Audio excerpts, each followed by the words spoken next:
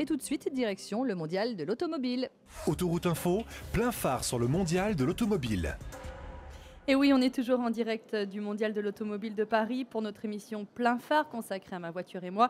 Depuis ce matin, 10 heures, nos invités se succèdent sur le stand de l'ASFA, l'association professionnelle des autoroutes et ouvrages routiers, située pavillon 2.2 à l'EE. Nous parlons de l'actualité de l'automobile, nous découvrons également les coulisses de ce salon et sans oublier bien sûr notre coup de projecteur quotidien sur quelques-unes des principales stars et nouveautés présentées ici à Paris. Et avant de retrouver Florent Collange et son invité, quelques news de l'actualité de la route et des conducteurs. Florent Collange. Avec un nouveau rappel massif chez Toyota, le plus grand constructeur automobile japonais a annoncé ce mercredi qu'il allait rappeler près de 7,5 millions de voitures dans le monde pour un risque d'incendie que pourrait provoquer le système électrique des lève-vitres en France. 126 000 Yaris et Auris et RAV4 sont concernés. Autre news, BMW s'affirme comme le numéro 1 du haut de gamme. Depuis le début de l'année, le constructeur bavarois a écoulé 1 110 000 véhicules à travers le monde, un résultat en hausse de 8,6%. BMW devance ainsi Audi et Mercedes. Merci Florent. Florent, justement, vous êtes à côté de Christian Choly, avec qui vous allez parler des différentes actions menées par l'Automobile Club Association. Oui, Anne-Sophie, on va commencer par une enquête qui est révélée tous les ans par l'Automobile Club Association. C'est une enquête concernant justement les autoroutes, Christian Choly. Alors, on va rentrer directement dans le vif du sujet. Alors, ces autoroutes françaises, comment ça se passe? Elles sont plutôt bien notées ou mal notées? Ah oui, elles sont plutôt bien notées, même si on s'en doute pas au départ. Je crois qu'on a une réputation. On va tordre le cou à tous ceux qui croient que les autoroutes sont il y a un mauvaises. certain nombre d'idées reçues. Donc c'est vrai que chaque année, en parlant plus spécifiquement là, des aires de service, on va tester des aires de repos, des aires de service. C'est un processus qui concerne entre 11 et 14 pays européens. Donc on passe à la louche un petit peu 70 aires de service sur l'ensemble des pays, dont 5, 6, 7, 8, 9 parfois en France, et on regarde effectivement la qualité de ces aires de service, et je crois que la France n'a strictement pas à rougir. Alors bien sûr, il y a toujours des points qui peuvent être améliorés en matière d'hygiène dans les toilettes, en matière de prix notamment qui sont pratiqués sur les aires de service, mais encore une fois, les résultats sont plutôt généralement bons. Et on s'aperçoit notamment en matière de sécurité routière, la circulation des piétons sur les aires de service pour rejoindre le restaurant ou les toilettes, etc. Donc tout ceci est généralement très bien fait au niveau des autoroutes françaises et je crois qu'on ne le dit pas suffisamment. Et même dans votre étude, il y a une comparaison. Si je prends un trajet depuis le nord de l'Europe jusqu'au sud de la France, soit par autoroute, soit par le réseau secondaire, là aussi, on va dire que l'autoroute l'emporte. C'était une comparaison qu'on avait voulu faire sur la qualité, effectivement, non pas des aires de service, mais du réseau lui-même. Et on avait fait des itinéraires nord-sud qui soit passaient par le réseau départemental et national ou par le réseau autoroutier. Et on s'était aperçu qu'effectivement, il y avait d'excellentes notations pour le réseau autoroutier français qui, même si on ne le sait pas assez, nous est souvent envié à l'étranger par des automobilistes qui sont ravis de venir sur le réseau français. Je ne voudrais pas qu'on taxe Autoroute Info, bien sûr, de faire du pro-autoroute, même c'est une évidence. Et comme vous venez de le dire, les sociétés d'autoroute en France ou les autoroutes d'une manière générale sont plutôt bien perçues par les conducteurs, mais il y a quand même des points négatifs. Bien sûr, il y a toujours des améliorations possibles. On peut parler de l'accès aux handicapés sur les aires de service. Ça, c'est un point noir, par exemple. Il reste, encore une fois, des points améliorés. Encore une fois, l'indépendance de nos travaux fait tout simplement que ça provient de 14 clubs européens. Donc il y a effectivement un processus de benchmarking qui... On ne peut pas être partie prenante, et comme vous ne l'êtes pas, vous non plus, nous sommes indépendants sur votre totalement indépendants. Donc ces résultats sont incontestables parce qu'ils sont faits à l'échelle de 14 ou 15 pays européens. Et donc on s'aperçoit qu'il y a des résultats objectifs. Il y a bien sûr, comme dans tous les pays, des points améliorés. Mais encore une fois, nous n'avons pas à rougir de la qualité de nos autoroutes en France. Alors comme ce n'est pas la France qui est le plus mauvais élève de la classe, c'est qui?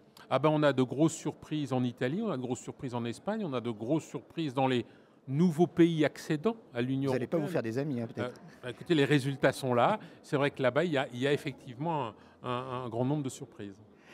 Autre sujet qui tient à cœur à l'Automobile Club Association, c'est le budget de l'automobiliste.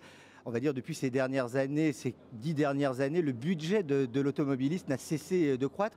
Si on se base sur les chiffres de l'an passé de 2011, le budget moyen de l'automobiliste aujourd'hui est de combien? Alors, on suit toujours, nous, depuis une quinzaine d'années, on suit en fait deux automobilistes. Le premier, c'est celui qui achète la voiture essence la plus vendue en France. L'autre achète la voiture diesel la plus vendue. Et donc, on le suit pour voir où il met son argent. Alors, en 2011, il a achat compris, bien sûr, réparti sur 4 ans parce que c'est le comportement le plus classique de l'automobiliste français. Il a dépensé 5 976 € en essence pour à peu près 10 000 km parcourus, et puis il en est à 7 600 € pour 15 000 km parcourus en diesel. Donc voilà vraiment les grandes données de la dépense qui sont faites annuellement par un automobiliste français qui achète son véhicule neuf en le payant à 80% à crédit. Voilà.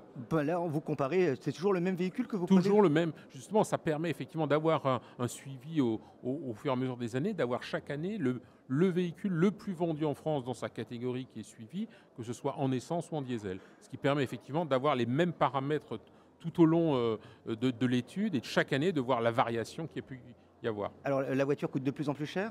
Oui, c'est stable? la voiture coûte de plus en plus cher. On a bien sûr l'influence des prix du carburant qui chaque année plombe le budget des ménages, surtout les ménages les plus modestes, qui n'ont pas forcément, eux, quand ils habitent en zone rurale, quand ils habitent en banlieue, quand ils habitent dans les petites villes, n'ont pas obligatoirement la possibilité de se reporter sur un autre mode de transport.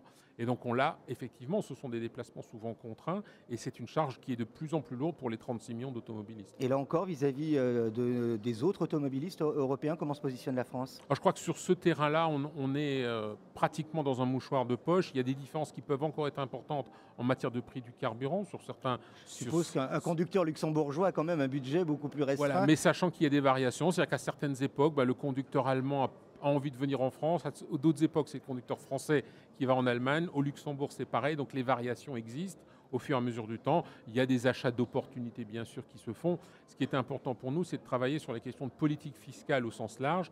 Il faut que la mobilité de nos concitoyens, qui est assurée à 83% par la voiture, il faut quand même le savoir, à l'heure actuelle en France, il faut que cette mobilité reste accessible à tous pour un budget raisonnable. Alors, mobilité, vous avez lâché le mot justement, et ça va nous amener à notre troisième thème, le guide de la mobilité responsable. C'est un nouveau guide que vient de lancer l'Automobile Club Association. Qu'est-ce que ça veut dire être un acteur de la mobilité responsable? C'est tout simplement prendre en compte, on va dire, l'ensemble des éléments de la mobilité. C'est à la fois dans le choix du véhicule, privilégier effectivement un véhicule adapté à ses besoins, penser au covoiturage, penser à l'autopartage, donc qui sont de nouveaux modes de partage de véhicules, d'utilisation du véhicule, penser à l'utilisation d'autres modes quand on est effectivement en ville et qu'on a des déplacements très courts à faire. Pourquoi ne pas penser à d'autres modes? Il y a également en nous tous les éléments importants concernant le véhicule, son entretien. On oublie complètement qu'un entretien du véhicule, c'est de l'efficacité énergétique importante, donc des coûts de carburant en moins. On peut penser à l'éco-conduite. On donne un certain nombre de conseils, de pistes, de formation en matière d'éco-conduite. On oublie souvent qu'appliquer des principes d'éco-conduite, se former à l'éco-conduite, pour un particulier, c'est entre 15 et 20% de gains de carburant. Et ceci sans rouler plus lentement et sans se traîner sur la route, mais en roulant tout à fait normalement, simplement en appliquant des principes tout simples. Alors là justement, j'ai sous les yeux le guide de la mobilité responsable que vous venez de publier. Et si on va page 6, pour être très précis, il y a adopter une conduite écologique, c'est-à-dire par des petits gestes très simples, sans se forcer, on peut baisser sa consommation de carburant et devenir, on va dire, un conducteur éco-responsable. Bien sûr, et c'était aussi une réponse aux questions de prix du carburant. Aujourd'hui, on se rend compte que pour un conducteur moyen, arrive à économiser 15% de son coût en termes de carburant. Pour des entreprises, ça peut être absolument essentiel. Vous pensez à des flottes qui peuvent monter à 20% d'économie, voire plus, sur leur coût de carburant. C'est énorme. Nous sommes des formateurs en matière d'éco-conduite parce que nous croyons qu'améliorer l'efficacité énergétique, c'est un excellent moyen d'avancer pour contenir, on va dire, les évolutions du budget de un exemple pour réduire sa consommation, c'est lever le pied de l'accélérateur? Oui, c'est-à-dire qu'il y a énormément de conseils. En réalité, c'est très difficile, sans se former à l'éco-conduite, de réagir seulement par rapport à des conseils qu'on peut lire dans une brochure. On donne quelques indications, mais réellement, il faut une formation pour mesurer, pour avoir anticipé le passage des vitesses, réduire effectivement ces accélérations à l'approche, anticiper énormément les flux de circulation. Bref, un certain nombre de choses que nous enseignons et qui manifestement produisent ces effets. On voit les entreprises qui nous rejoignent au niveau de Automobile Club pour apprendre à leurs chauffeurs comment économiser carburant, parce qu'il y a un effet extrêmement sensible sur la note de carburant finale. C'est aussi vrai pour les automobilistes particuliers. Si je veux devenir adhérent de l'Automobile Club Association et pour bénéficier de tous ces avantages que vous proposez, on rappelle un site internet et puis le coût de l'adhésion? C'est selon les prestations que souhaite la personne, mais c'est à partir d'une quarantaine d'euros. Et toutes les informations sont bien sûr sur notre site, le www.automobileclub.org. Christian Choly, je vous remercie en tout cas de nous avoir rejoints ici au Mondial de l'Automobile de Paris, ici sur notre stand de l'ASFA. Ça va ? Le coup de klaxon du jour est adressé à une marque que je ne citerai pas. En effet, je vais assumer ma part de féminité qui est en moi et faire, on va dire, allez, je vais faire ma chienne de garde. Vous savez, ces féministes toujours prompts à crier au loup à la moindre publicité de fromage blanc dans laquelle se tendine une jolie fille courte vêtue. Alors, dans le monde de l'automobile, on le sait, il est tout à fait impossible de présenter une voiture sans justement la jolie jeune fille en question. Eh bien oui, sinon la voiture, il paraît qu'elle ne démarre pas ou quelque chose dans ce genre-là. Comme la jolie blonde à la télé qui accompagne celui qui parle tout le temps, elle sert de pot de fleurs. Oui, j'assume. Eh bien, une marque de voiture a pris l'expression au pied de la lettre. Il y a sur le devant de leur stand pavillon numéro 4, deux jeunes filles perchées à 5 mètres du sol sur une plateforme montée sur un pied en ferraille. Mais on ne voit pas leurs jambes qui sont prises dans une sorte de grande jupe plastique. On ne voit que le haut du corps. Elles sont littéralement devenues un pot de fleurs. Alors, on pourrait se demander à quoi cela peut servir. À vendre des voitures, monsieur, je m'aurais certainement répondu. Peut-être l'une de ces jeunes filles qui, elle, a le droit de parler aux visiteurs. Remarquez, parler à une fille à 5 mètres du sol, ce n'est guère pratique. Et c'est dommage parce que j'aurais préféré vous parler des nouveaux modèles de cette marque et de leur nouveau logo plutôt que de jolies jeunes filles en fleurs. De leur côté, qu'en pensent les visiteurs du salon de ces jeunes filles perchées à 5 mètres du sol? Réaction. Au début je trouvais ça sympathique et en fait à force je me dis qu'on est toujours obligé de mettre des femmes en maillot de bain pour vendre des voitures en fait. Donc première impression positive mais faut pas trop regarder trop longtemps je pense. C'est super, très agréable à regarder. Très original. Après voilà, j'ai jamais vu ça donc très original, très chouette. Et on va poursuivre avec la plus belle fleur de la rédaction d'Autoroute Info, Anne-Sophie Connefal. Belle fleur, quel est le programme?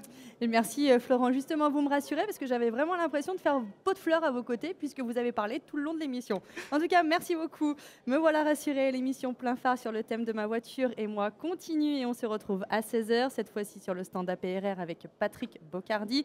Et puis, bien entendu, si vous avez des interrogations sur ce mondial de l'auto, si vous souhaitez réagir aux propos de nos invités ou encore nous laisser vos commentaires et réactions, rendez-vous sur le site www.autorouteinfo.fr ou rejoignez encore, vous pouvez nous rejoindre sur les réseaux sociaux ou #AutorouteInfo.